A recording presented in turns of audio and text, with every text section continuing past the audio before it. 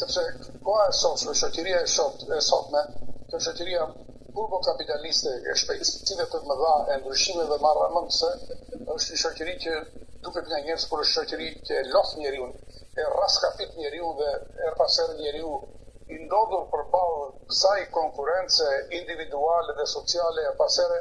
nuk i gjen dot balancat e ekuilibër dhe vjen në dëshpërim, vjen në ankth, vjen në pasiguri dhe sigurisht e dini sot në shoqërinë shqiptare njerëzit janë të depresuar, të shqetësuar, anksioz,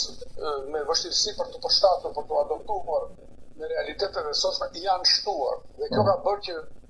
të kemi një shoqëri ku shumë njerëz nuk po gjejnë dot ekuilibrin të paraspeshat dhe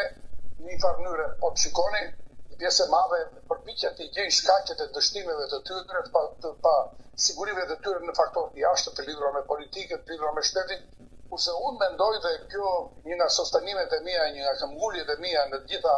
trajtimet psikosociale që bëj është që individi duhet kuptojë që liria është një barë që i vendoset njeriu të bikurisë. Do të thotë njeriu edhe në këtë realitet turbokapitalist të shpejtësive të mëdha,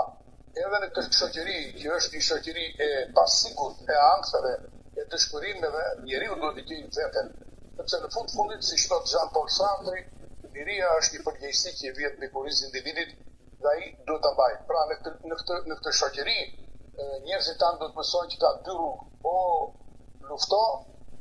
ose mbathja ik drejt dëshpërimit. Kështu që unë gjithmonë unë këm tek çështjet e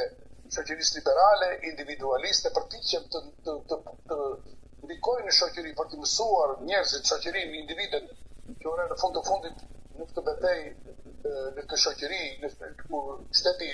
dorët sociale e shtetit po rrudhen, kur shoqëria po i zbehen amortizatorët e fuqishëm social, sikurse janë humanizmi, socialiteti, sociabiliteti, solidariteti, atëherë do të thotë që njeriu nuk do ta ndjejë veten të vetmuar. Jo është shoqëria. Ne nuk mund të kërkojmë shoqëri tjetër. Ky është rroti, këtu duhet ta kërcejmë vallën. Dhe në fund të fundit, unë mendoj që pjesa më e madhe e njerëzve që psojnë dështimin në jetë, përveç mund të ketë faktor social, sepse natyrisht nuk mund të mohoj, ka dhe faktor të jashtëm, po unë mendoj që së pari njeriu duhet të kërkojë tek vetë energjitë e tij, suksesin apo shkaqet e dështimit që pson.